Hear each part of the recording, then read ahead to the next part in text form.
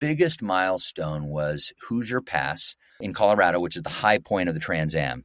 There's snow on both sides, this spectacular setting of us cycling up with all our hooded gear up these snowy banks. And when Merv is pedaling, and I captured that on video, like this is an amazing moment to see him pedaling up, smiling, all this snow. And here's this 75-year-old guy with Alzheimer's who couldn't tell you again where he started that morning, where he's going to end, but he is enjoying the moment and he is going up the highest point on the Trans Am. And once we got there, I knew that, okay, that we had a lot more after that. Because we did something stupid, I knew now we had managed everything well enough to get us to the end. Welcome to the Seek Travel Ride podcast, where we share the stories and experiences of people who have undertaken amazing adventures by bike.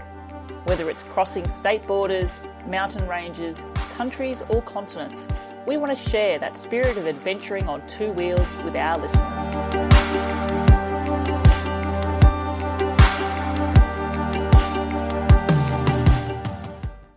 Hello, I'm your host, Bella Malloy, and I'm excited to introduce my guest for today's episode of Seek Travel Ride, Kari Loya. In 2015, he joined his 75-year-old father, Merv, for a transformational bicycle tour across America. But what makes Kari's story unique isn't so much the 7,500-kilometre, 4,600-mile trip per se, but rather making the decision to do so following on from his dad's diagnosis with Alzheimer's. This bike ride had been a long-term dream for both Kari and his father, and Kari knew that if this goal was to be turned into a reality, now was the time to put thought into action. All in all, it would take 73 days for them to both cycle across the country. It's a pretty incredible feat when you think about it. Of course, a journey this big would have its own challenges, and the duo certainly needed to deal with them along the way. Kari also needed to balance the role of both son and caregiver as well, and as they made their way from Virginia to Oregon, they also had to deal with some pretty grim wintry weather too. Now, Kari took the time to document this trip in a book titled Conversations Across America. In this, he not only shares his experience of this bicycle tour, but also the conversations he struck up with 300-odd strangers along the way. I'm really looking forward to speaking with Kari today and learning more about this journey and the insights from taking such an impactful trip. Kari, welcome to the show. Hey, Bella. Thanks so much for having me. Psyched to be here. Oh, I'm really excited to learn more about this amazing adventure of yours, Kari. I think you're going to be sharing some insights which will be pretty impactful along the way as well. But a question which I start my show with, and I ask this of all my guests, is, do you remember the very first bike you ever rode? I grew up in Eugene, Oregon. The one bike shop that we had, and this is in the 70s, was a Schwinn store. And so Schwinn was the big bike. And so I remember I had a little just one-speed kid bike with training wheels and then was off and running. So then fast forward to my middle school years. And then when I got kind of my real bike, I got a Schwinn Super Latour, and it had the little toe cages. And I got that because Eugene was very progressive at the time. And we, in 1982, had what later would be called an Olympic distance triathlon. And so as a sixth grader, 12-year-old, I participated in my first triathlon in 1982 with that Schwinn Super Latour. And then I've had some bikes beyond that. And I think it's so funny, the nostalgia of the bikes. But then go forward, I used that same bike, Schwinn Super Latour, for 20 years, and it worked just fine. And then I was in Silicon Valley, 1999 to 2001. And in that year, I started training for an Ironman triathlon. And I would go out with one of the top amateur cycling groups in California, and I would ride with their Cat 1 and Cat 2 riders. And all of these guys had these super fancy bikes, and they would look and they'd say, dude, you got to get this, you got to get that. You need to do this, while I'm passing half of them as we're going up the hill. And then I did, 2 months before I ended up getting a Trek Lance Armstrong USPS bike, because as soon as you're racing for a time, you need to level the playing field. You need to have the same gear. But for most of us, we bike because we enjoy we enjoy getting out, we enjoy huffing and puffing, we enjoy nature, we enjoy the connection with folks. You don't need an $8,000 bike to do that. And I see more and more, so many folks these days get sucked into they got to get this, they got to get that, and it's not about that. It's about getting on two wheels and pedaling, struggling a little bit, and connecting with folks, appreciating the outdoors. Yeah. And the joy of that. Definitely. I love the idea that Schwinn bike lasted so long for you as well. But what you mentioned there is so true. And I think it's something that many people will discover with their journey when they're getting into the sport. And I guess it depends on what they purchase the bike for and what their motivations for the sport are. Is their motivation to compete, to race? Is it for fitness? Or are they buying themselves a touring bike to go around the world, for example? But I think if I reflect back on my journey, a bit similar. I was amazed when I first got my road bike. That was when you're a bit scared to make the transition from the top of the handlebars down the bottom. Yeah. Even the idea of, taking a hand off the bars to get your bottle of water out was like, ooh. But then you sort of make your way along, and then you can get sucked into that. Oh, I need to spend a bit more money, and if my wheels were lighter and I would go faster. But realistically, you then all of a sudden make that switch to, I just love riding my bike. I don't care how long it takes me. What amazing places these two wheels have pedaled me to. That's my journey. And I feel that's sort of what you're telling me back with yourself there as well. Yeah, absolutely. If you are trying to win a gold medal at the Olympics or the Tour de France, or for that matter, your age group and whatever the race is, try to level up, have the exact same gear. For the 98% of the rest of cycling, find two wheels and enjoy it. Enjoy those two wheels and the feel of whatever you got in front of you, and have a great time. Growing up there in Oregon, Kari, I mentioned there in my intro, the idea to pedal across the country, that was a goal for both yourself and your father, Merv. Did you obviously then both cycle together on sort of some mini adventures growing up as well? Yeah. So again, I said Eugene is a progressive town. So my dad in the 70s, when I was a kid, he was bike commuting to work. That was not common in the United States. And so he was kind of an early player in that space. And then I mentioned in 82, Eugene, long before, this was just the early years of the Ironman in Kona. Eugene was one of the first places to do this weird thing called a triathlon. And so in middle school, I did that. I participated with my dad. In 1984, then our third year of doing that, we did a 3-day, 300-mile ride through Jackson Hole, Wyoming and Yellowstone. And my sister drove the car, so it was family supported, so we just had to bike. Nice. But that was really my first taste of, mountains, and even in the summertime, the freezing temperatures and kind of the sense of adventure that you get as soon as you undertake anything like that. And that really lit my fire for a lot more adventure. And at that point we had talked about doing a cross-country bike trip. I would later discover that the original Trans Am bike trip, 1976, when there were thousands of riders from all 50 states and like 13 countries that went from Astoria, Oregon, back to Yorktown, Virginia, on day 2 or 3, they actually passed through Eugene, Oregon, and within just a half mile of our house there. And so my dad remembered seeing those riders, and I think that was the impetus that had him thinking about the cross-country bike trip. So I would have been 5 years old at the time. I only learned that later. But from those early days, he had talked about a cross-country bike trip. And, we ended up, after college, I had with a roommate, I did a 2-week trip down the California coast from San Rafael down to Tijuana, all on Route 1. Spectacular adventure. So that was my first kind of self-supported ride with a buddy. And on that ride, I learned that the most interesting thing is not the ride, it's the people that come up to you on the ride, because you're vulnerable. Yeah. And suddenly, everywhere you stop, people come up and say, hey, what you do? Hey, what's going on there? Hey, where are you? And you have these wonderful conversations. So I kind of filed that away. And then I had one more bike adventure with my dad. It was, we did in 2001, right before I ended up going to business school, we did a 5-day, 300-mile ride on the San Juan Skyway in Southwest Colorado.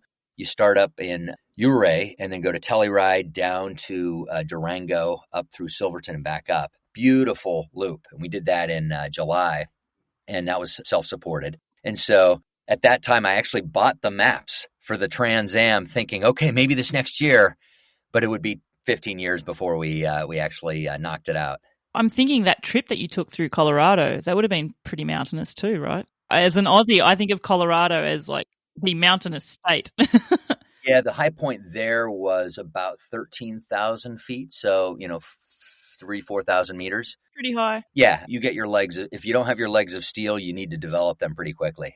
What's it like actually starting out there? Because I've always wondered, something that struck me is that you reach some pretty high elevations, but I also imagine that you're starting from pretty high elevations too. Like you're not starting from sea level and getting to 3,000 or 4,000 meters or 12,000 feet. But I've often thought, what's it like when you first arrive? Like if you're not from Colorado, you arrive there and you're starting out and, oh, yeah, I'm feeling the altitude here. Like what's that like? Yeah. I mean, if you've been in altitude, you know that suddenly you walk a flight of stairs, and if you're not ready for it, you notice that you get a little out of breath. And so just everything is 30% harder, something like that. You need to make sure that you are very aware of your fitness and you're not pushing beyond what you can handle. Yeah, definitely. 5 days is a little short, but usually if you were to be doing something like that for a week or 2 weeks, by about day 5, you're starting to settle into a rhythm and your body is now acclimating to the altitude. I'm just thinking here, Kari, and I mean, so much of this conversation centers around a lot of the purpose behind your trip. And, I mentioned your father Merv's diagnosis with Alzheimer's there. We're talking about things here which are about memories. And it struck me that memories is the one thing that you're, with a diagnosis such as Alzheimer's, that's what people start losing. If I understand correctly, it's short-term memory which goes first. So I wonder, when you spoke with your dad about this, growing up, talking to each other, saying, we're going to go, wouldn't it be great to ride across the country? You obviously made a decision that, my gosh, I need to do this while my dad can still both physically do it, but maybe also have some understanding of what he's doing at the time as well. Yep. I guess fast forward to 2014. It is January, February of 2014. I'm back in New York City. My sister's living in Hong Kong. My dad lives alone in Eugene. It was originally mild cognitive impairment. Now it's clearly early stage Alzheimer's. And we've got growing red flags, sirens from friends and neighbors and family members who are checking in and saying, you know what, Merv's living in the house. It's just things, we got to get him moved out. He really needs to be in an apartment. What are you doing to watch over him? This, that, and the other. Growing concern about all the things that he couldn't do. And so it was clear that we needed to have him move. But it was also, and I'd only been home for short visits to kind of see this. And I would see over the prior 2 years, I started to see growing aphasia where he'd be at a loss for words. Talked about the kind of short-term memory, the confusion of space. So I remember we would go into a parking lot and he would have no clue where the car was. So losing things, you would see piles and piles. I mean, at home, he would regularly read the newspaper and he'd have stacks of, 16 newspapers with all these notes and scribbles and things just piling up. Growing concerns about his ability to manage his daily affairs. Nonetheless, he was getting out every day and riding a bike or getting out for a walk, some sort of fitness class. And so when I landed a new job that was going to start in the Caribbean July 1st, and I realized that I could exit my current workspace really immediately, I said, there's about a 4-month window here and where, how can I make the most of this time? And I thought back to this dream that we had talked about for 4 decades, biking across the country. And I recognized that, okay, there's kind of a month of some practical stuff that I would need to do. Number one, I need to make sure that I help him prepare to move out of the house, and we get that. So I was home for a week, threw out 2,000 pounds of paper files that just accumulated over the years. He'd been in the same house for 40 years. Got the place listed on the market. So we went through this very intense week of kind of preparation. I got all of the equipment that we would need, bikes, panniers, all the gear. And then as part of that, just to make sure that we weren't absolutely crazy, I said, okay, I need to test this out and make sure that we can actually do this or have a shot at doing it. And so one night it was, this was in March in Oregon, and it's 40 degrees. It's cold, right? It's cold, and it's about 40 degrees, and it's raining. And it's like, okay, we're going to bike over to my mom's house. We biked over there and had dinner and then biked back. And that involved basically, it was a 15 miles in the rain, in the dark. I loaded him up with some weight, and there was a fairly significant hill that we had to go up. And so we did that. He came back, and he was smiling. And I was like, okay, if he can do that, all we need to do is be able to do that 15 miles about 4 times a day with breaks in between. And if we could do that, we might have a shot at pulling this off and just repeat one small step at a time, one small 15-mile segment at a time.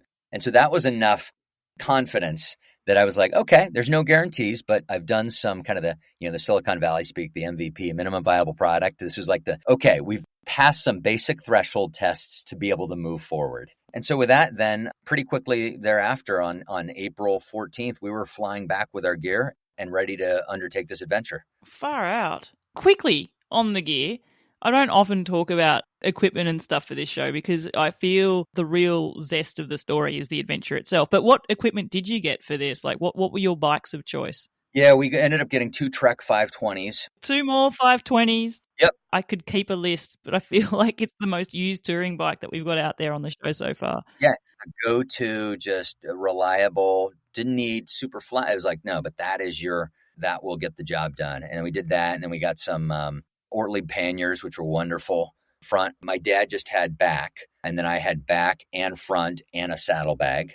Part of this, one of those things was, okay, I was going to try to take as much weight as possible. Let's keep his load as light as possible. And then the reality is there wasn't a lot of other stuff. We ended up along the journey buying different things as things came up. But this was not a perfect, here is everything. We've got it all lined up. We've researched this for 9 months. This was a window and recognizing that, if you have 80% of the information and you're not going to die, then it's you pull the trigger and you move forward and you keep learning as you go. And, and I'll add one other thing, which was it had now been 20 years since my dad had done any sort of bike adventure. And as you know, all of the gear is constantly improving, changing, et cetera. And so I had a lot more experience. And so as we're laying stuff out, my dad had like 7 pairs of cotton underwear. And then he didn't want to let go of his parkas, his rain parkas. And then he didn't want to let go of his backpack. And so I realized early on, I was like, okay, this is going to be kind of interesting. I've got to figure out when we have some disagreements, what of this is, well, he just doesn't know. I've got more cycling experience now. So now I can tell him. And so I can be patient and say, actually, Dad, here's a better way of approaching it. And here's why I think that would be better. What of this might be Alzheimer's, that he's doing something and it's just not clicking, in which, once again, I need to be patient and say, you know what? Okay, it is what it is. Let's just accept that.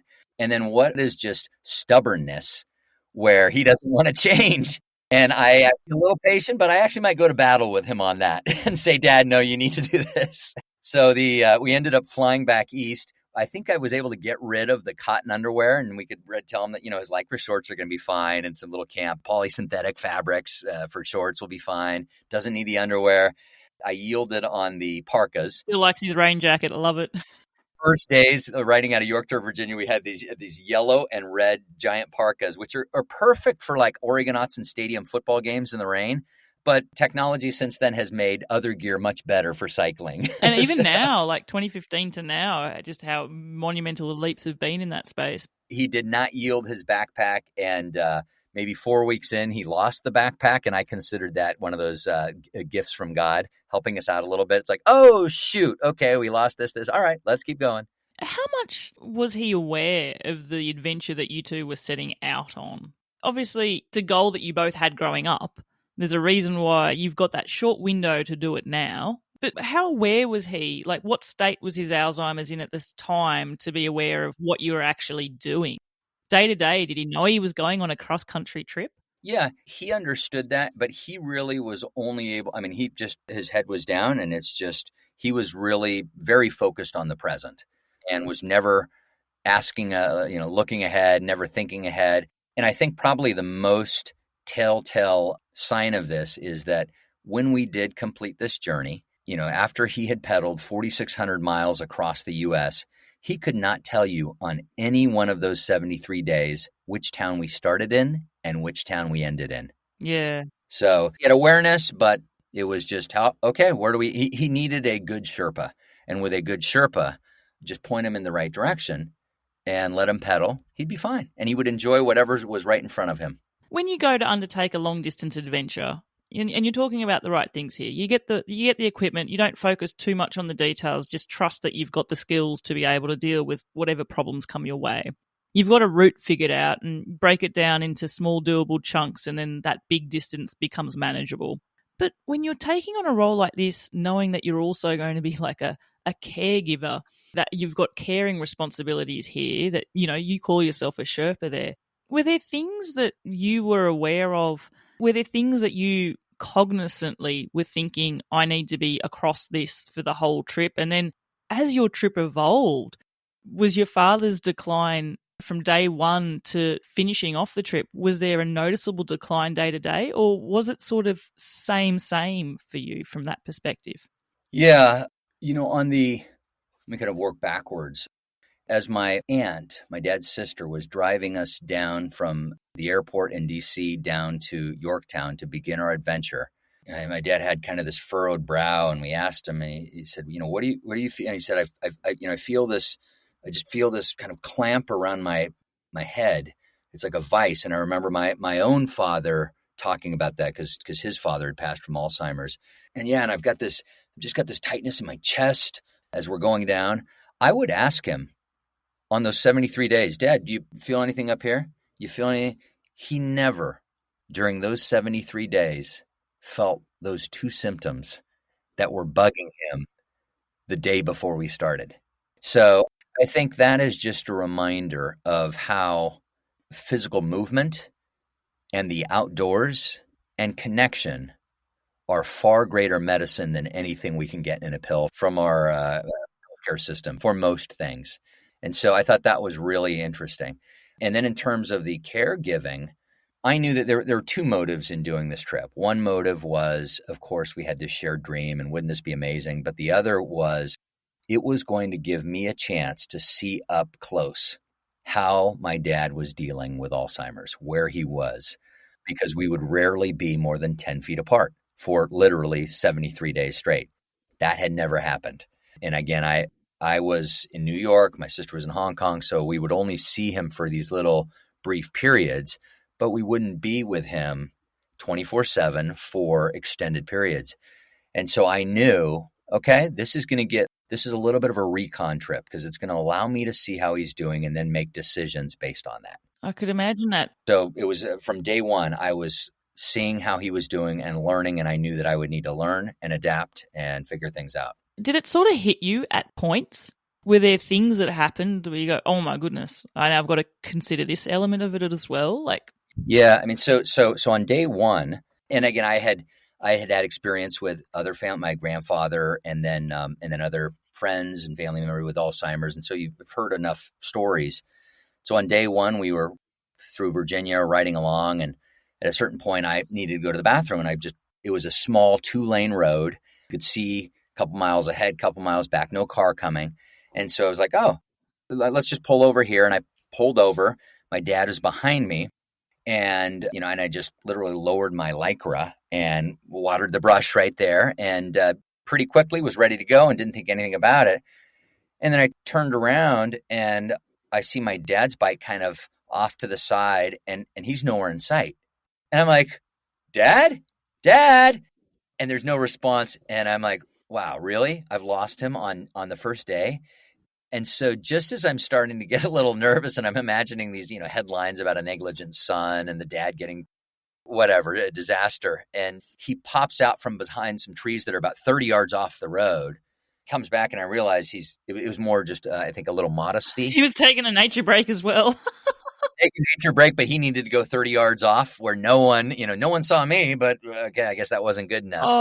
And Oh, that quit made me aware because I was on kind of heightened alert of, okay, I am responsible for him. And friends and family were talking about, boy, Merv this, Merv this, Merv this. The last thing they were thinking about is, oh, hey, Merv should go off and bike across the country. yeah, because that's actually a question I had for you, Kari. It's one thing to say, this is our opportunity, we're going to do it as a father-son, we've had this goal. But what did other family members and friends actually think of it? And were they on board, or were they a bit resistant to it? Yeah, I think there was just hushed concern. It wasn't unabashed enthusiasm at all. This is great. You're there. That was not. It was concern because this is a serious undertaking. They'd just seen, wait a minute, but he can't do this. He can't do this. He can't do this. And I recognize that. But I also then, again, I've been around all sorts of folks at Olympic levels, at all these things. And I know that you can focus on the can'ts or you can focus on the cans. And so I was like, okay, let's be aware of all these risks. Let's manage those, but let's focus on what he can do. And so day one, it was like, all right, I got to be aware of, make sure that I keep him in sight, basically. Day 4, we were in Waynesboro, Virginia, just over there's our first night near the Blue Ridge Mountains. And we go to a camp, we get into our campsite, and he says he's going to go to the bathroom. And I'm like, okay, great. And I meanwhile, get our food set up, get our tent set up. I have dinner. And 45 minutes later, he comes back and I'm like, okay, interesting. So again, a note to self, what's going on when he goes into the bathroom and it takes 45 minutes for him to come back? So I've got a shorter leash. I've got to make sure that I'm just checking in a little bit more. Yeah. And the next morning, day 5, he comes out of the bathroom ready to ride. And he's got his black Lycra shorts on inside out with this bright red padded crotch, like a nice, wonderful bullseye. Yeah. And so I smile and said, Dad, okay, we got to do a little wardrobe adjustment here. And so we take him back in, he changes. But again, things like that, there would be many things like that just not aware. Those were probably the biggest things with the Alzheimer's. Again, the halting speech, so trying to get him to connect sentences together. But once I recognized it, it's like, okay, this is what we're dealing with. All right, let me make sure I'm keeping an eye on a little closer eye on things, and let's keep moving. Because I imagine there's also an element, Kari, of you're the caregiver and you're all of a sudden, the responsibilities have shifted. You're taking on that role of looking after your father. But also, you've got to do it in a way that's not treating him like a child, as well. Yep. Like, I imagine that would have been an element of it as well. Yeah. That is, I guess I've been in education now for 30 years and worked with all different ages. And so all of this stuff, it was important not to, even with all these concerns about, no, he can't do that, he can't do this. My job was to keep an eye on him, but like you would with a kid, give them opportunities to make their own decisions and have the freedom. And so I wasn't limiting responsibility in any way. I was constantly giving him opportunities to test himself. Yeah. And empower him. Yeah. So I don't think that was an issue at all. It was like, okay, let's understand what our risks are and our limitations. But then, okay, here you can do all of this. So let's do it. And all of this, when I think about the route you took, and I just want to make sure I'm getting this correct. You started in Virginia and ended in Oregon. Is that right? Yeah. And there were, the original Trans Am riders went west to east. They went from Oregon to Virginia. And we decided for 2 reasons that we wanted to go the reverse direction. Number one is, I think most people who've cycled across the U.S. or been around the U.S. will agree that by far the spectacular scenery in the United States is Rockies West. There's plenty of beautiful things east of the Rockies, but there's jaw-dropping stuff from the Rockies West. And so we wanted to have our meal and then end with dessert. Do you know what that reminds me of, Kari? I had a previous guest, Ali Duster Gazada, and he did the same thing. He rode that way, and for that very reason as well. He knew that he wanted to save the West Coast stuff till the end there as well. Yep. He spoke about the trial by fire then of starting from the east because of the Appalachians. Yep. Yeah. They sound like they're Character building. Yeah. Knives in the Yeah. legs. Well, yeah. Both the steepness and frequency of hills it's a tougher grade than what you get out west. And then everyone knows the dogs. Kentucky. Of 150 dogs that ran after us in the country, 100 of them were in Kentucky. What is it about Kentucky? I've come across this now with every single guest who's ridden across the US. Kentucky and dogs. Some of it's related to the route. It probably is going into a lower income route there than in some other spots. And there's a concentration of folks. And so you're in tough Appalachia country and tough coal mining. You can go through and you can look at those snapshots and these conversations we had with people. And there's a recurring theme around drugs that are ravaging some of those communities and coal miners that have shut down. They've lost their employment. It's a tough, sobering area. It has its own beauty. But yeah, it is trial by fire. So anyways, we wanted to end with dessert. And then the second reason, though, is we're from Oregon. So we wanted to end in our home state because that was going to be like we were coming home. I don't know if this is a shallow question, and I apologize if it comes across that way, but did your dad have memories enough to realize he was in the home state? You mentioned that he couldn't tell you for any of those 73 days, where did he start, where did he finish? But did he have still an understanding of, we're from Oregon and I was... Yeah, he knew and we would have familiar spaces. And yeah, he knew kind of bigger things. But those details of, we're in this town and ending in that town, I don't know, some town in Idaho. And to a degree, on such a long trip, there's so many towns, you probably can't remember them all either now. To a degree, it's the holistic part of the trip, isn't it? It's the action, the physically pedaling, it's that slow travel, because having to know the details isn't necessary to really enjoy the experience, which I guess is what your father would have been doing for every day. He would have been in the experience. Yeah, it's so funny because the irony of Alzheimer's is, I've thought like, boy, maybe you almost want to write a book that's like Live the Alzheimer's Way, which is because with Alzheimer's, people lose their executive functioning. And so they're no longer thinking out and they've forgotten memories. So they're no longer looking back, which is why they're just right in front of you. And, oh, hey, Bella. Oh, this is so great. What are we doing? I didn't know you're here. And everything is so in the moment that, they end up repeating because they've already forgotten that they did that. That wasn't happening at this time with Merv. He knew one day the next, but later on we would see that. But there is something, kind of a benign irony that when you have you're not worried about what happened yesterday. You're not worried about what's going to happen tomorrow. You're just, all right, what's in front of us? And when you read all of the wisdom, mindfulness literature, it's all about being in the moment. Yeah. Ironically.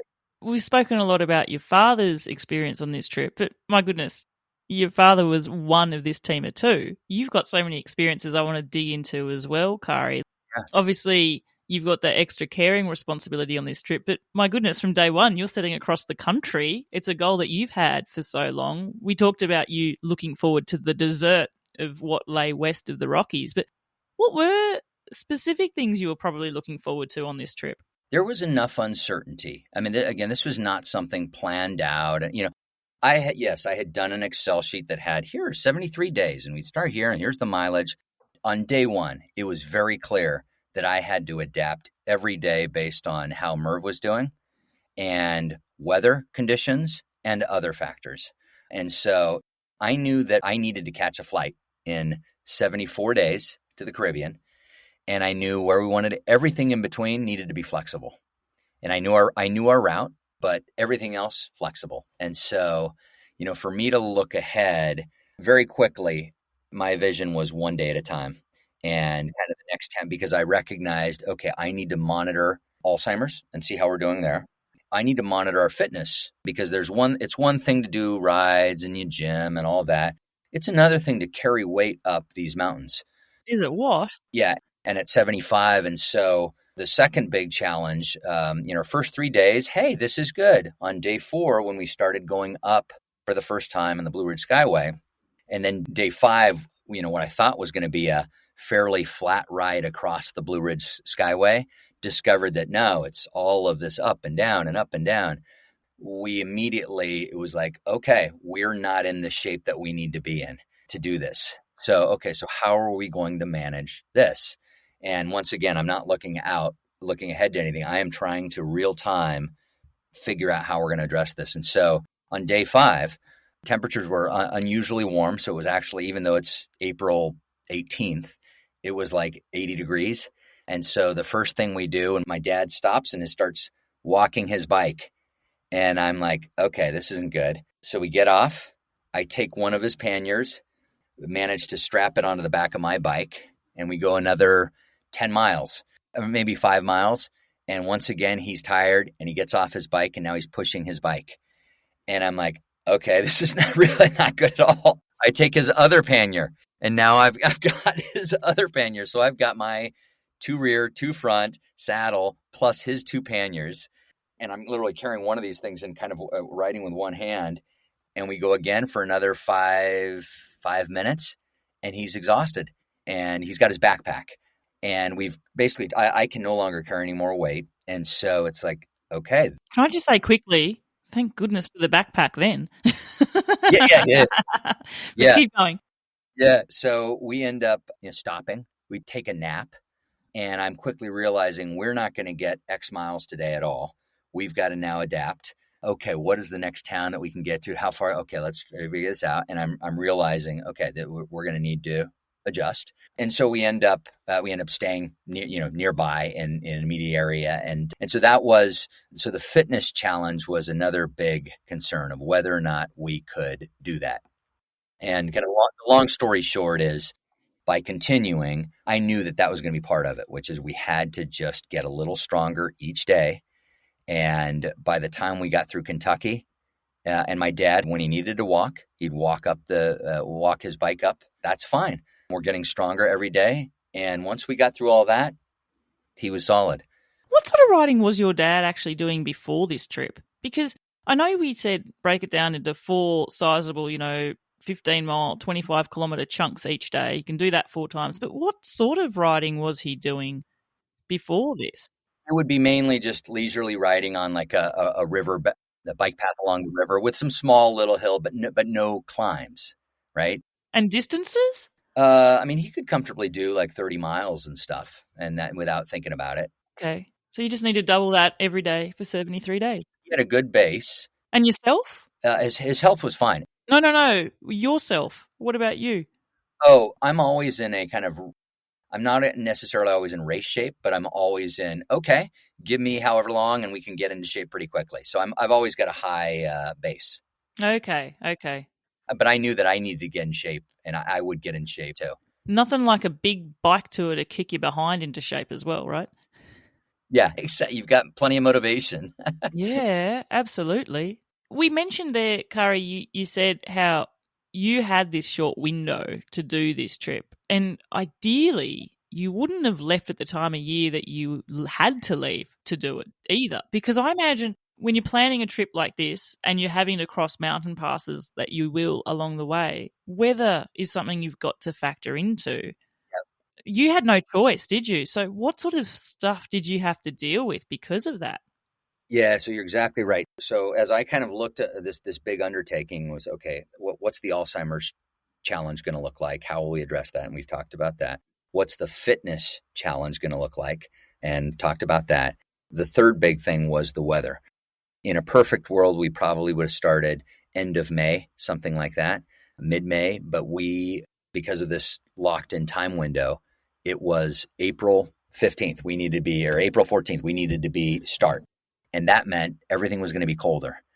And so our first 3 days were really nice in Virginia. And when we went by the UVA, University of Virginia campus in Charlottesville, there were little orchards and vineyards outside, and students were playing beach volleyball. We had this wonderful 70-degree day. But when we got on the Blue Ridge Parkway by day 8, 9, weather turned. And we had a night then that was really the low point, the turning point of the whole trip. It was Appalachian. One of my key mistakes was I used the maps that we'd gotten in 2001 from the Adventure Cycling, these Trans Am maps, which for the most part was like, okay, I don't need the details on this. I'm fine. As long as I've got the route, we'll figure it all out. It didn't have the topographical information. So we knew point A to point B, which roads, but we were blind to the topography that we'd be, the elevation profile. And so that became a big issue that, I'd need to calibrate, okay, realistically, how far might we go given our condition? And that hit us on day 9 when we were trying to get close to Damascus, Virginia, going up through the Blue Ridge Parkway there, the Blue Ridge Skyway, and the climbs were killing us. And we weren't going to, it was dark. We weren't going to make it. And so we said, all right, we're going to need to camp somewhere. And so we pulled over, and that night, and we set up a camp. And that night, the temperatures were maybe 20 degrees. It was below freezing. You're talking 20 degrees Fahrenheit. Yeah, so it was below 0 centigrade. Yeah, well below. Yep. And so we were okay. We were okay from a sleeping bag tent standpoint for that. What we weren't prepared for, though, was that my dad, at 75 years old, would get up 4 or 5 times a night to go to the bathroom. And then this was was it Alzheimer's? Was it stubbornness? But instead of kind of just rolling out and, taking a leak as quickly as possible, he would put on his socks, tie up his shoes, and then he would go, and there's lots of zippers to undo, all these zippers that are really tough, fine motor skills. So every one of these bathroom outings was suddenly a 24, 25-minute foray. And by the time he'd get back in, his sleeping bag was cold, it was freezing. So that morning, day 10, we woke up and my dad is there shivering. I put my, sun comes up, I put my bag over him, lie next to him for 30 minutes, try to kind of just get him warm, calm. And we have our first real kind of tough love, heart-to-heart conversation where my dad says, I don't think I can do this. Why don't you go on alone? I'm like, Dad, that's not the point of this. And at which point I also had to say, first of all, it's not about me alone. Like, we'll do what we can, but this is about us together. But then it's like, well, hold on. Let's get a little perspective. We have just pedaled 9 days straight. And like these last 5 days, it was 65 miles, 59 miles, 74 miles, 63, through all sorts of hills. We're doing badass stuff here. And we haven't had a rest yet. So not make any big decisions. Let's just get in. We're gonna take a rest day today in this Damascus where we would have gone last night. We're like, okay, we got to call timeout to keep this dream alive. And the town was about 20 miles away, and it was just pretty much downhill. So we got in there by noon the next day, and we said, no, it's just 4 hours of real light pedaling, and now we're just going to rest, and we'll see. And before we did that, we said, look, what are the adjustments we can make? Number one, by now we'd kind of figured out the temperatures. It was like, if the temperature is going to be below 48, that was going to be our threshold. Even though it's going to blow our budget, we will do what we can to stay inside and not camp because it's too costly. So we'll keep an eye on temperature and when possible, if it's below 48, stay inside. Second is couldn't react to shifting, the 3 up, down, too complicated. So it was like, we're going to put you in a fairly low gear and don't think about shifting at all. And if you need to get off your bike to walk, that's fine. Do that. It's not try to waste time with this, trying to figure out, because that was causing a lot of frustration. And then the third and most important thing was we know where we need to be. I know I got to get back by, in 73 days, June 29th, need to be on this flight. We're going to go. We'll do what we can. And we'll go as far as we can. And if that gets us 3 states, that's okay. If it gets us 5 states, that's okay. We'll do what we can and enjoy that. And so we had that important just kind of mission reset plus the rest day in Damascus. And by that night, Merv was smiling again. And the next morning we went off. And about 10 days later, we'd gotten through Kentucky. And I was like, okay, we have gotten through the worst of this. The dogs are behind us. Exactly. That would have been such an important thing to do, to reset expectations and to, lay out the rules of engagement here. This is how we're going to play the game. This is how we're going to make it work. And I guess breaking down the milestones as well. Forget about the end goal. That's day by day. This is what we're going to try and do and see how we go together. But there must have been great moments for you as well, Kari, where in the moment you're going, wow, look what we're doing. Because what you were saying earlier, the distances you were doing, they're amazing distances to do even on an unloaded bike, yet alone across the country with your 75-year-old father who's in the midst of Alzheimer's. Like, did you have those moments yourself of that realization of what am I doing? Oh, yeah. I've been blessed to be around a lot of really interesting, impressive people. And so I've always had those reminders of no matter what's going on. All right. Hey, look at this. What a beautiful sunset. Oh, my God. Oh, this smells so great. And appreciating whatever's happening right there. Because the reality is every day is a gift for all of us. Whether you are at a desk with green, whether you're out in the outdoors doing it, it is all a gift. So every day I was reminding myself that this is a wonderful gift. And then I would quickly get into also the tactical mode of, okay, what do we got to do today to make sure that we keep the train on track?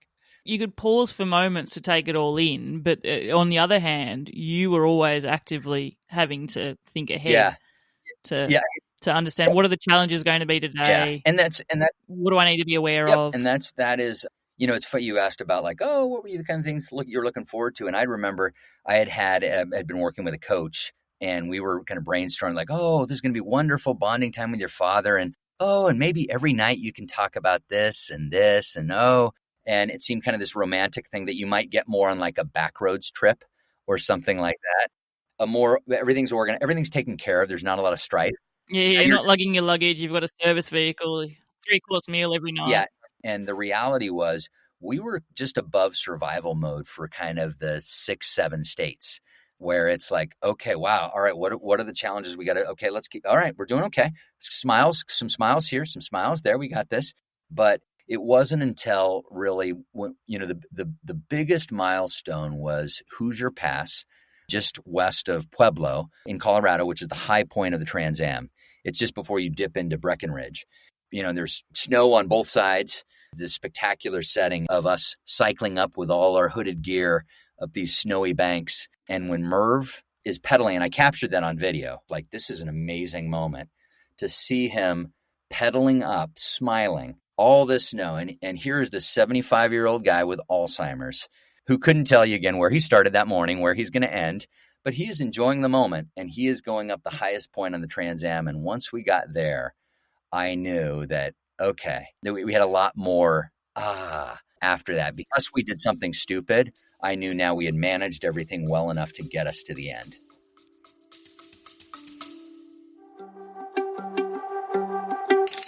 Hello, listeners. It's Bella here, host and producer of Seek Travel Ride. Many of you have recently gotten in touch with me to find out how you might be able to support the show. I am an independent podcaster, which pretty much means I sort of do everything. I research my guests, I interview them, I put their audio together and I do an edit of that, and then obviously I release the episodes and market them as well. It's been a great experience now for just over a year, and we have 60 episodes in the bag as well. But pretty much if you do want to support the show and show some love to the content that I have been producing, I have recently set up a Buy Me a Coffee account. It's just a way that you can financially contribute to the show and put some funds towards the running costs of producing this podcast. I'm very proud to be an independent podcaster, and whilst it does mean there's a lot of work on this show at my end, it's an absolute joy to bring it to you at your end. I have included a link in the show notes to my Buy Me a Coffee account there. So if you want to support the show, just click on that link. Once again, thank you all so much for your support. Now let's get back to the episode. I mean, what a moment too, to see your dad at the top of that high point as well. He was beaming. What made it was him smiling while he is pedaling up. He was just had so much joy as he's doing that. Fully in the moment there too. Fully in the moment, yeah. You wrote a book, Conversations Across America, which documents this trip you did with your dad. And as I said in my intro, it also documents many, many, many conversations you had with strangers all along the way. Yeah. What was your motivation for that? And was that something that you had considered to be doing before you left? Or was that a happenstance that you thought of on the trip and then started doing? I referenced that 2-week bike trip I did with a college roommate down the California coast. When I was done with that, I had done this little poster that had these, showed kind of the places, and then it had a photo of someone that we'd talked with in a brief little excerpt of a conversation. And that was the kind of where I thought, wow, what an there's this cast of characters that you meet on these journeys that's just so fascinating. And so I had played around with ideas of, boy, if and when we manage to do a cross-country tip, I really want to use it as a chance to hear and listen to people's stories. And I'd thought about, am I going to ask the same question, what's a big dream you've always had? Or, you could come up with any of these life questions and ask. And ultimately I decided I'm going to do something organic. And the other motivator, I was thinking back to de Tocqueville, when de Tocqueville back in I think the 19th century went around America and wrote about democracy in America. And he captured kind of what was the American spirit. And then in the 60s, I think, John Steinbeck hops in his truck and with his French poodle, and he journeys around America and has all of these conversations with folks trying to just really capture the essence of America.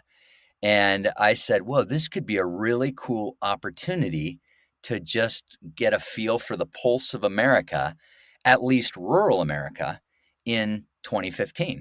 And so I went off thinking okay, that'll be really interesting. I'm gonna pay attention to this. And so from the outset, what I started to do is, as we were going along, I had my phone, and after every interaction with someone, I would very quickly open my phone and I would just in Evernote transcribe these conversations. And with each conversation, I would ask, okay, thanks for sharing. Would you mind if I take your picture? And then I would take their picture. And as we went across the country, we'd have these conversations, and suddenly we're at some stop somewhere, a lunch stop, and I would type up these conversations. And I was thinking of the Truman Capote movie, if you ever saw that, where at one point he says kind of nerdy, I have 80% recall of conversations, or something like that. I started to get really good recall of conversations because I would play them back while I'd be pedaling, so that when I had a moment to stop, I could thumb it in and capture the vernacular. I mean, you're talking with just this wide range of folks who have different ways of speaking. Yeah. What did I want to collect? Anytime one of those things, it's what do we collect? I wanted to collect stories of the people we meet along the way. So while I'm navigating through this really challenging bike situation, plus the Alzheimer's, I was also then, reserving a little bandwidth to, well, that was actually a really interesting conversation. Let me capture this here. And so I had all of that content when we finished. It wasn't polished up, but I had photos and I had all of these just verbatim transcripts. And it was when my father passed that I said, I need to get this book together. It took me a while. It took me months before I was ready. I realized, wait a minute, this is not just a tapestry of America. If I don't tell the father-son story, the Alzheimer's story, the bike story behind all these folks, then I'm missing an opportunity, because that's an important story to share. So the story, the book, goes all the way up to his service. Cognizant of the fact is there's such a paradox here, isn't it? Because you're going through the memories made with someone who's lost his ability to remember in a way as well. And so in a way, Kari, what you've done here is you've memorialized that trip as well. You've got that written down, and I love how you've done that, how you framed it with the conversations with strangers all across the trip as well. If you were to just reflect back on some conversations you had that were really impactful at the time, what story would you tell me? Yeah, well, stories.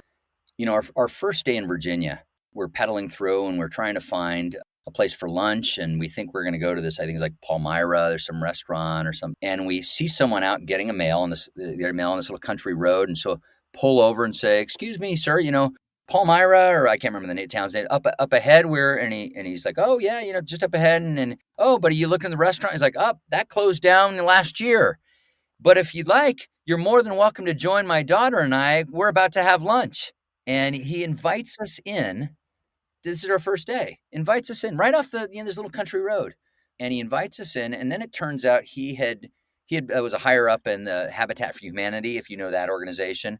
My dad had a legal background, knew all kind of a lot of the key players in the legal world in the state of Oregon and some beyond. And anyways, just the hospitality for this man to bring us into their home and with his daughter, who's maybe 12 or 13. And then the conversation to see, again, Merv's world has been reduced, reduced, reduced, reduced. You can't, you can't. And here he is biking across the country.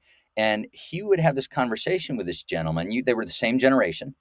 And even though there was this halting speech, the gentleman was very patient, and you would discover that they knew people in common. And to see my dad light up like that, and both of them light up, just a reminder again of how easy it is for, we focus on what they can't do instead of like, wait a minute, let's focus on what people can do.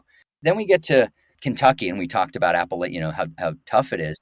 But there's a coal miner there that's talking about all these complicated surgeries he's had and this, that, and the other. But now he's a wildlife photographer, and man, boy, does he appreciate every sunrise and sunset. And doesn't the world look so much more beautiful now? And, just kind of a mindset.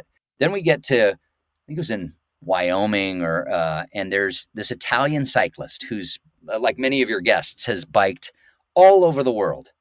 He's got this ebullient enthusiasm.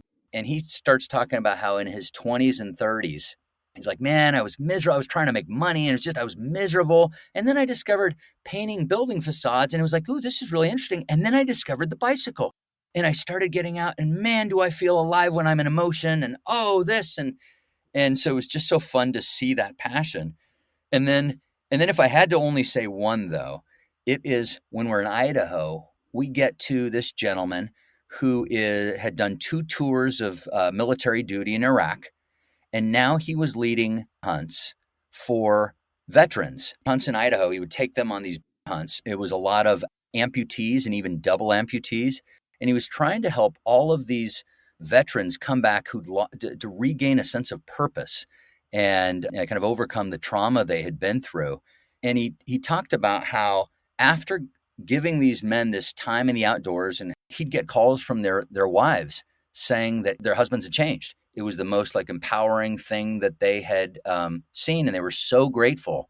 And so when I heard that, and this is only after when I'm writing this book, I realized that metaphor of a bear hunt. Alzheimer's was Merv's bear.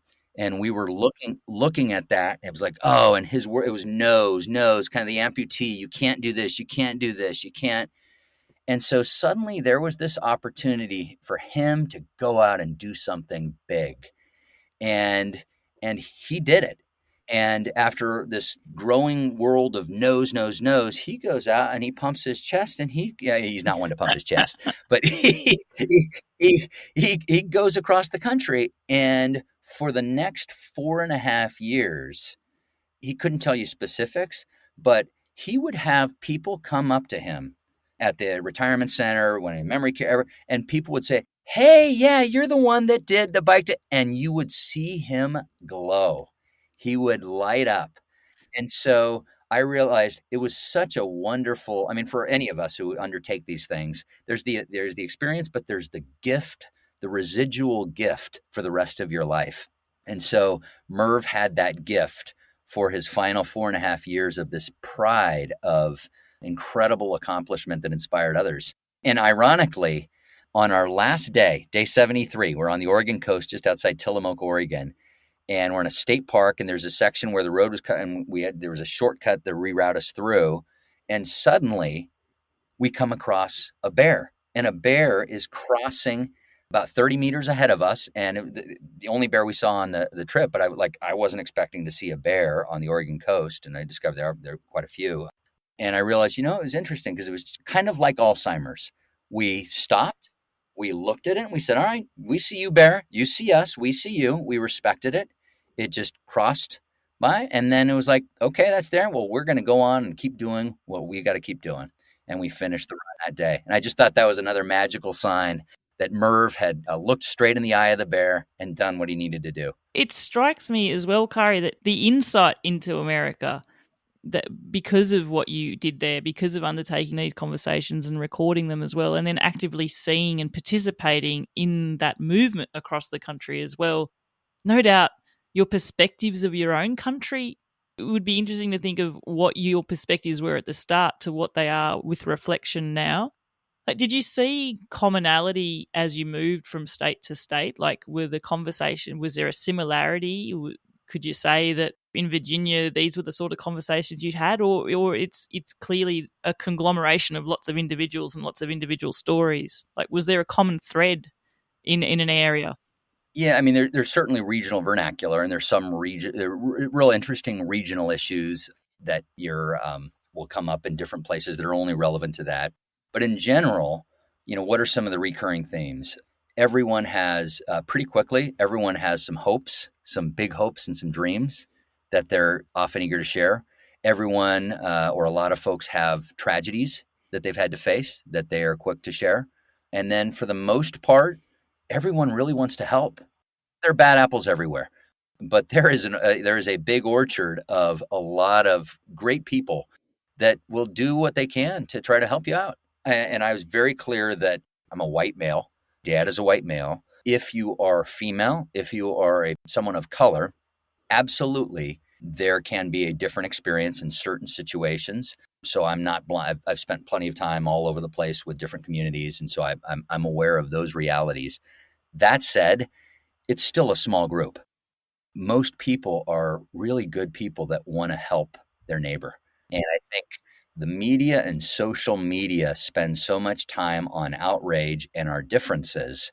And we've got this kind of this downward spiral that's not helpful. In fact, what did I think it was in the podcast with Eric Lederer, which I loved. I think that you were quoting another one of the podcasts where it was something like, media will make you think the world is, just when the media is making you think that, the world is rot, travel, and you'll discover that it's actually beautiful. Oh, yes. It's a beautiful quote from a Rev.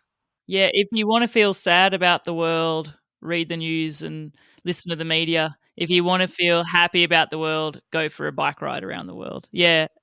A Rev from a Rev and Matthias, they're currently cycling their way around the world. They live from Germany. And if I'm correct, they're in Southeast Asia at the moment. I'm just trying to think, are they in Cambodia, possibly Thailand? It's crazy where they are. But that's so true, isn't it? So encapsulates things because you get out there and you see that most people are struggling. Struggling in a good way, but most people want to, once they've got their food on their table, they want to try to help others and help others too, and they're genuinely warm and helpful. Yeah, and it's so easy to forget that, because if you just are looking at media, you forget that exists. Yeah, you're 1,000,000% right. I always ask my guests, what's the unexpected thing that's happened on a trip that has occurred? And if I was to turn that question back onto myself, one of the unexpected great learnings I've had hosting this podcast is that each week, each episode and each interview with my guest is I get this emphatically told to me and reminder that people are good. People want to see you do well. People want to help. There's an appreciation that with all of our differences in this world, overwhelmingly, there's more good apples than bad ones, as you were to say. Way more, yeah. And it's it's interesting because when you go on these journeys too, there's, I would say, 99% of the people you meet are the people that are there on the journey, but there's also the 1% of other people doing big journeys that you overlap with. And so you have on your podcast here, you have the community of that. And it's not even it's really like a 0.1%. Oh, would it even be that? These folks that have gone out and just done these incredible things. And so when we go across, we're going across, we meet all of those folks that I just mentioned, but we're also meeting randomly one day, it's the founder of Adventure Cycling, who, along with his wife, they were the second and third people ever, it was profiled in National Geographic, to bike from Patagonia up to Alaska in the early 70s. Wow. You're just meeting this, and you're in this rarefied air where you forget how just special that's. So kudos to you for pulling together that community. I think the cool thing is, I talk about the algorithm so much and what gets suggested in us because we hear our echo chamber. But I love my Seek Travel Ride algorithm because I just get reminded of all these amazing things. It almost normalizes it. Nothing about my guest is normal. It is the 0.1, 0.01, whatever it is. Yeah, exactly. But it normalizes, and the biggest learning I've also had is you don't need to be superhuman to take these trips on. You just have to go out with a semi sort of structured idea and a plan or a goal in mind and just give it a shot, really, don't you? Yeah, it's interesting. I think back to about 2013. I was at a bar in New York with a couple buddies that were in kind of tech startups. and we're talking. They're like, oh yeah, what do you want to do? What's something epic you want to do? What's something epic? And epic, epic, epic. There was this kind of this drum beating of, got to do something epic. And I did. I said, I really want to do this cross country bike trail. And it was a couple years later, I made it a reality. I shared that, but then I said, but you know what? What I really want is I want epic appreciation of the ordinary.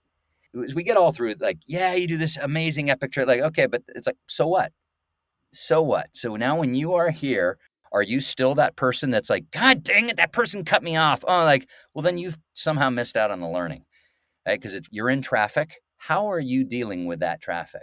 You come up to someone random and, is it only when you're on a bike and you're in the small town that you're, oh, everyone's so friendly, but now you're on the subway and you're no longer friendly?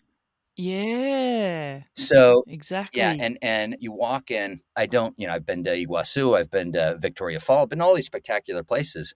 But if I can't appreciate this 3-foot, like, wow, look at those, how the water dances around those stones. That's amazing. Look how cool that is. I mean, there's so much magic everywhere. So my big goal is to have epic appreciation of the ordinary. Be mindful in those moments as well. I guess because the other thing is, it's not sustainable to just always have to keep doing big stuff either. And so if that's the only goal and motivator, when you can't continue to do big things, that's a big hole to fill within yourself. Yep. Yeah. And again, I know you're coming from Australia with your footprint in Europe. And so as you go around the world, there are different approaches to that. But certainly in the States, we're so achievement focused that what happens when someone does something like this? It's like oh yeah, okay, good. Yeah, so what's next? And that is not leading to a happy society. It's always that thirst for more and more and more, isn't it? Yeah. You can reflect back with pride and go, this is what I've done and this is the impact it's had on me to live my life day in, day out like this as well, which is pretty cool. Yeah. I like that. Yeah. That's not to say like do cool, big, epic things, right? But it's the perspective of you can actually do small things, really small things, and have the same level of joy and appreciation and insight. Doesn't have to be a big epic trick. I recently interviewed Jennifer Hammelman from the Adventure Cycling Association. In fact, she's been there for, I think, over 25 years as she's the director of routes there now, and she's the cartographer. She's the person behind doing the mapping. And oh, wow. Yeah, cool. You were talking about your old maps. I can guarantee, I'm pretty sure there's topographic detail in the new ones now. There's a lot of details. But something that she said that the Adventure Cycling Association's really focused on is just getting ordinary people to take mini adventures as well. It doesn't have to be a multi-month trip. It doesn't have to be a week-long trip. It can be 2 days, and showing people how they can incorporate just small things, which will still give them that joy of a longer trip, but in an achievable, condensed time frame that's achievable for them. Yeah, it's interesting because there you're sort of talking about adventure and then personalization, right? And one of the ways that I think about adventure really is what adventure means is how much uncertainty are you willing to embrace? And so as I take on the Trans Am with a 75-year-old dad with Alzheimer's, okay, well, yeah, I could map everything out. I've talked in advance. I've got all the gear. I've made phone calls. I've done that. And boom, boom, boom. We're having lunch here. We're having dinner there. We do all these little backup plans and everything. And I could do that. And I could spend a lot of time organizing that. And I could execute on that. And it would be pretty close to full execution. That wouldn't give the same thrill for me of uncertainty, because where there's uncertainty, there's also serendipity.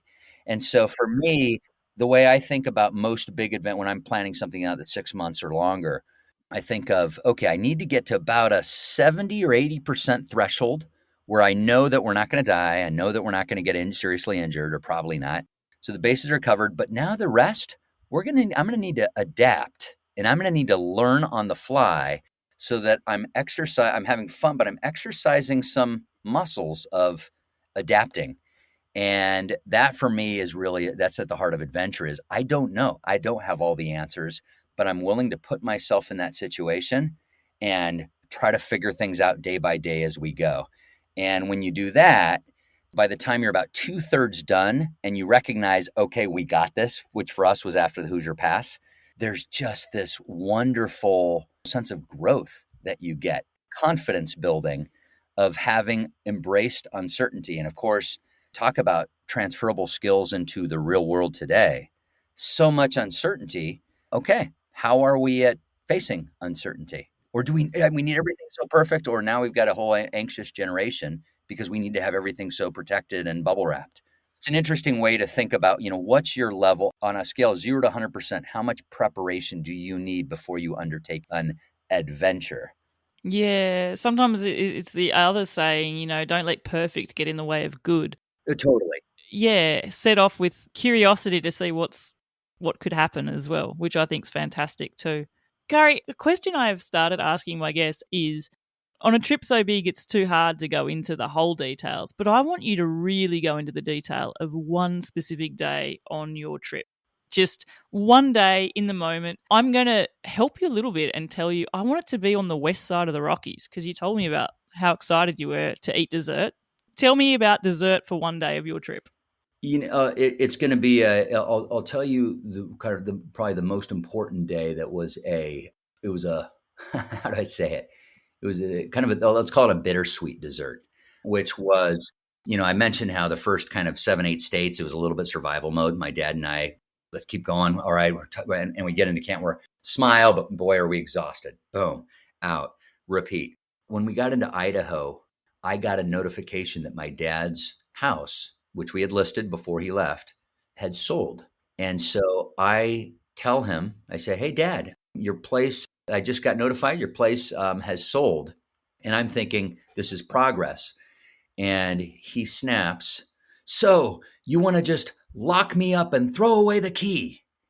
And there's this really tough response. And then we have this kind of lengthy, heated back and forth.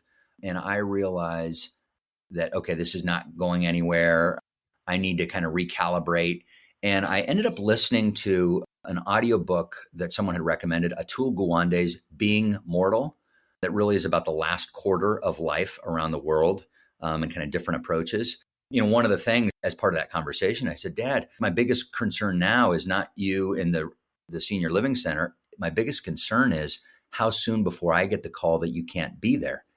And he says, what, why would that happen? I said, for example, you might go in someone else's room or something. Why would I do that? Well, that night in Idaho, we get into the hotel and he comes in and I was talking with someone. He says, oh, can I go back to the room? And I was like, sure, here's the key. And we were on the second floor and I watch him go down the first floor hall and try to use the key in a room on the first floor. And I see him unsuccessful for a minute and he comes back to me and I say, hey, Dad, okay, well, I'll go up with you to there. That same day he was trying to get into someone else's room. So anyways, after listening to that book, our first day in Oregon, I follow this playbook there of these 4 magic questions. And Merv and I are pedaling. We're in Eastern Oregon. If you've been to Eastern Oregon, very much almost like Utah, it's got these Hell's Canyon, spectacular, several thousand feet high, really dry. This is June, kind of sandstone going up. And we're pedaling on these little kind of slot canyon roads.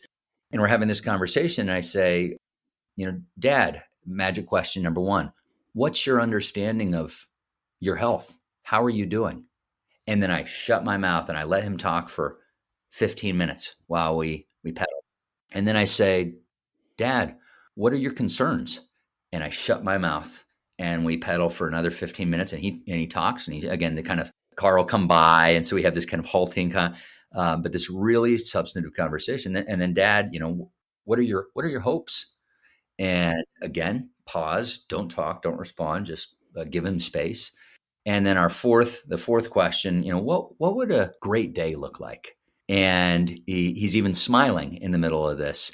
And this was an hour-long conversation on our 2 wheels, sometimes side by side, sometime because it was sparse enough traffic, sometimes get line and halting speech, breathing occasionally. And at the end of that, my dad smiled and he said, hey, Kari, that was one of the best conversations we've ever had. Get goosebumps, dude. You telling me that there, Kari? That's a conversation you'll never forget for sure. The magic of bike trips is there's just a space, whether it's you by yourself or someone you're with. The world is out there. And there's this beautiful space with that whizzing of and the air flowing by. And I think that's a perfect example, whether it's insights that someone wants to have, needs, listening to themselves, or with some dear friend or loved one, that deep connection and giving that space for insights. It's a sacred space. Being able to reflect back on that, but also with the presence of mind to look back on it and understand the importance of that space. We've talked about mindfulness a few times now already on this episode, but I feel like that's something that you are actively seeking out to practice as well, which I think, considering the goals and the motivations of this trip with your father, Merv, as well, Kari, I think it's a beautiful, I wouldn't say serendipitous moment, but it's a beautiful thing to be able to reflect back on now too. Yeah. Well, Kari, we've been talking for ages. I know that there'll be people who have listened to you and are probably a bit curious to delve into your story more. I did mention you have written a book, Conversations Across America. If people want to get this, where can they seek it out? Yeah, you just literally on Amazon. Amazon or Google, you can just Google Conversations Across America. The subtitle is A Father and Son, Alzheimer's, and 300 Conversations Along the TransAmerica Bike Route That Capture the Soul of America. Fantastic. I will definitely provide a link to that in the show notes, listeners, so you can check it out and get a bit more into the detail of Kari and Merv's amazing trip. Kari, wrapping it up now, I finished the show with the same 3 questions. The first one is, I'd like you to choose a song that would be the soundtrack to this trip. Each guest of the show gets to pick a song, and it goes on the Seek Travel Ride playlist, which is available now on Spotify and Apple. Yeah. Playlist of adventures. So what would your song be to add to this list? Yeah, I had fun thinking about that question. At first I was thinking of years ago when I drove across country, I heard John Mayer's 3x5. Such a good rollicking tune for upbeat. That's just kind of road trip. You're going to have an adventure. But then in the middle of this trip in Wyoming, we were in this tiny town, this uranium bust town with like a population 30 at this bar, riding with these 2 cyclists from Oxford, both named Tom. And one of them put on at the jukebox Johnny Cash's Hurt that I hadn't heard. And man, talk about dealing with just facing reality. And the last line of that is, I will find a way. And so that for me, just in that moment also, but I'm not going to take either of those because I want something that combines both. And so my final answer. You're a great guest. Hang on. I'm just going to say, someone that gets to mention 3 songs to the answer. I love how you've done this. Okay, give me what's going to get on there. Final is one that combines both of those, which is the final selection is the Forrest Gump Suite by Alex Silvestri, which is from the Forrest Gump soundtrack. It's just, symphony, piano and symphony and strings, but it's a 9-minute piece that is it captures the sense of kind of a little nervous trepidation at the beginning, and then some drama, and then turbulence, and then ultimately at minute 7, there's the triumph of you see the finish line, and then it ends with peace. And so that I encourage everyone to, and think of whatever journey you've had to go through where there's the rough weather, all this, but at some point you get to that triumph and peace. Those 9 minutes do that as well as anything I've ever heard. Oh, I love it. Okay, I'm adding you on there. I did like your other 2 options as well. But yeah, very sneaky with 3 mentions, but I've got you there. That's all good. Okay, final 2 questions. These ones should be a bit easier. You have a choice one day that you'll be cycling your bike either perpetually up a constant climb, not an Appalachian climb, but a constant hard climb, or perpetually into a constant headwind. Which one would you choose? Yeah, it's easy. Climb. Yeah, I love climbs for a few reasons. Number one is when you are climbing, you typically are rewarded with views. I always like having a macro look at things. I like to see everything and then I synthesize. And so that allows kind of creative capacity to flow when I can look out and see everything and then quickly process. That's one. And then the second is I like the variety of, I can get in a kind of a dance rhythm. And you've seen some of the top cyclists do this where they're in the saddle, they're out of the saddle, in the saddle, out of the saddle. You would never do that in wind. So in wind, you're stuck We had these 40-mile-an-hour gusts near Rawlins, Wyoming, when we were on Interstate. I think it was Interstate 80 for about 10 miles, where you're just like that was one of the worst parts. And you're just like, okay, you were locked in. It's not a dance. Yeah, no, it's a battle, isn't it? That's for It's sure. a battle. Yeah, and climbing's a battle, but climbing It's more a tango. can become a dance, and it can also reward you with amazing views. Yeah. Look, Team Hill Climb is far and far away ahead. I never perceived this when I started this question over a year ago, but I think it's more than 5%. I think maybe 10% of my guests, perhaps 10% of my guests have chosen the headwind. I'd be curious, what's the rationale for them for the wind? Well, I've had a few people choose the wind because it reminds them of the strength that they got from having to endure it on their own trips. That was pretty cool. Yeah. I always mention this because it's something that struck with me with her answer, Dr. Florence Cattell. Hi, Florence. She chose the wind because it was a reminder that she was alive. Like feeling that force of nature on her is just a reminder that she's alive. But yeah, more overwhelmingly though, people choose the climb. It's that internal satisfaction. So yeah, you're on Team Hill Climb. Okay, Kari, final question for you. You're going to be riding your bike for 4 hours one day, and you have the choice. You can choose to ride for 4 hours on your own or 4 hours with other people. Which one would you choose? And no hesitation, that is with other people. I had a feeling that would be your answer. I think some of that is I've seen this on athletic travel journeys. I've seen this on professional journeys. I've seen this on artistic journeys, where I think it is important that, again, depending on your age, where you are or whatever, it's important you do something alone, because you need to be comfortable alone by yourself with your thoughts, because then you can be much more effective with others. I've already done a lot of time alone, and now I really appreciate shared time and learning from others. But I do think that I've seen that where they're only working with others, and they actually they're not comfortable by themselves. And that's not the strongest position to be in. Yeah, you need to sort of somehow find a balance with both. But yeah, you need to learn about yourself. As the Stephen Covey, it's like private victory before public victory. Yeah, I love being around other people. Fantastic. So you're going to climb up a hill with others. I love it. All right, Kari Loya, it has been an absolute pleasure. I've really enjoyed listening to you share your insights and experiences from this transformational cross-country trip with your father. It has been really impactful for me to just hear how encompassing the idea of not focusing on what you can't do anymore, but let's focus on what we still can do, how that gave that possibility to have this 73-day trip of a lifetime with him, the memories that you've made and the conversations that you shared with people along the way. Thank you so, so much for sharing your story and experiences on the show here for Seek Travel Ride. I was honored to be here and hope we can cross paths in person at some point. Definitely. Thank you. I thoroughly enjoyed that conversation I had with Kari and learning more about his adventure with his dad, Merv. There was a moment where he spoke about his dad being totally in the moment, just smiling, going up a climb. And when I think about the essence of what bicycle touring and traveling in this manner can bring, that's the sort of thing that comes to mind.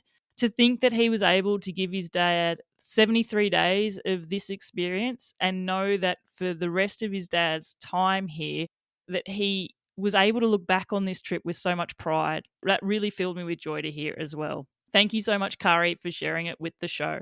Now, Seek Travel Ride is a passion project of mine as an independent podcaster. If you'd like to show some support for the show, you can do so by hitting up the Buy Me a Coffee link in the show notes. It's just a way to make a small financial contribution which goes towards the costs of producing the show so that I can keep bringing these stories from our amazing guests to you week in, week out.